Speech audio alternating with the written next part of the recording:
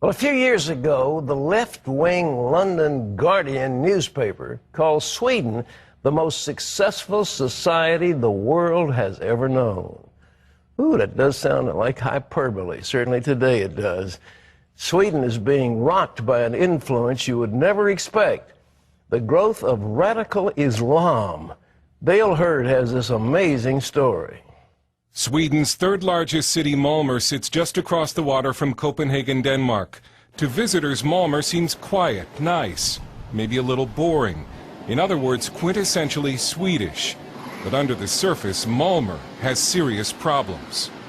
On Saturday, when Israel played Sweden in a Davis Cup tennis match in Malmö, an estimated 6,000 leftists, Arabs, Muslims, and anarchists protested the Israeli presence in the city, and many attacked police. Almost no fans were allowed inside to watch the tennis series because authorities feared disruptions or violence.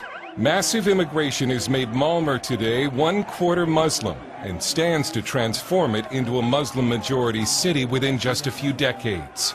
One of the most popular baby names is not Sven, but Mohammad. Pork has been taken off some school menus. Want to learn to drive? Here's Malmö's own Jihad driving school. And despite Malmö's usually placid appearance, this experiment in multiculturalism has not gone well. This is the Rosengård area of Malmö, a housing project where the radicalization and crime have exploded, and fire and emergency workers will no longer enter without police protection. Immigrant unemployment in Rosengård is reported to be 70%. An immigrant-fueled crime wave affects 1 of every 3 Malmö families each year. The number of rapes has tripled in 20 years. And the crime wave has only accelerated a Swedish version of white flight from the city. Malmö has been so accommodating toward immigrant Muslims that a local Muslim politician and imam has even declared that the best Islamic state is Sweden. But don't ask Malmö's Jews to give the city the same glowing assessment. Jews who dare walk the streets wearing their yarmulkes risk being beaten up. And it's true. Jews cannot walk in the streets of Malmö and show that they're Jews. Lars Hedegaard lives across the water from Malmö in Copenhagen, where he was a columnist for one of Denmark's largest newspapers. He says peaceful pro-Israeli demonstrations in Malmö, like the ones during the Gaza war earlier this year, were met with rocks, bottles, and pipe bombs from Arabs and leftists. I was there for a demonstration, a pro-Israeli demonstration with about 400 or 500 people. Jews, non-Jews, and I came over to cover it. The police allowed these, say, 100 Palestinians and Arabs to shout and threaten and throw bombs and rockets at us. A homemade bomb landed about 10 yards from me, went off with a big bang, and I thought, well, now the police, of course, is going to jump these guys, get them out of the way. They didn't. Just let them stand there. I filmed the police chief and asked him, why are they not reacting to this? Why are they not doing anything? And he simply answered, it's their right according to the Swedish constitution to be there. We apparently did not have the same right because we were forced out of there. So. Swede Ted Ekeroth helped film the Arab left counter-demonstrations. He saw Arabs throwing rocks at a 90-year-old Holocaust survivor.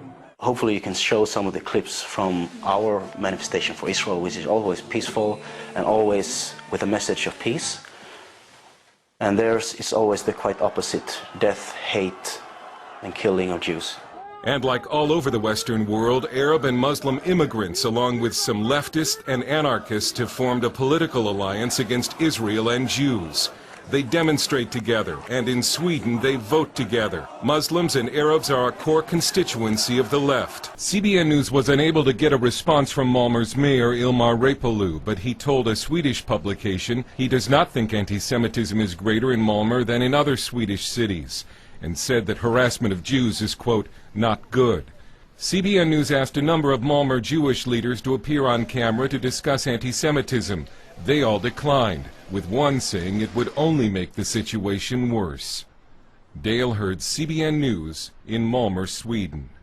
Thanks, Dale. I was in Stockholm last summer, and of course it's a very beautiful, very peaceful city, and Sweden is a peaceful country. They have been socialist, but now they're moving to a more democratic, less oppressive kind of tax regime. And to see this happening, the problem is Europe has given up its traditional Christian mooring. You look at the Swedish flag, that's a cross on that flag. And all the way throughout Scandinavia and other parts of Europe, the cross was the symbol because it was a Christian. It was known as Christendom, Europe, so-called old Europe. But now they have surrendered their patrimony, and they don't have anything to believe in. And these Muslims are very fervent in their belief in jihad, radicalism, and so forth. And a small minority of radicals can take over a complacent majority. And that's what's happening in country after country in Europe.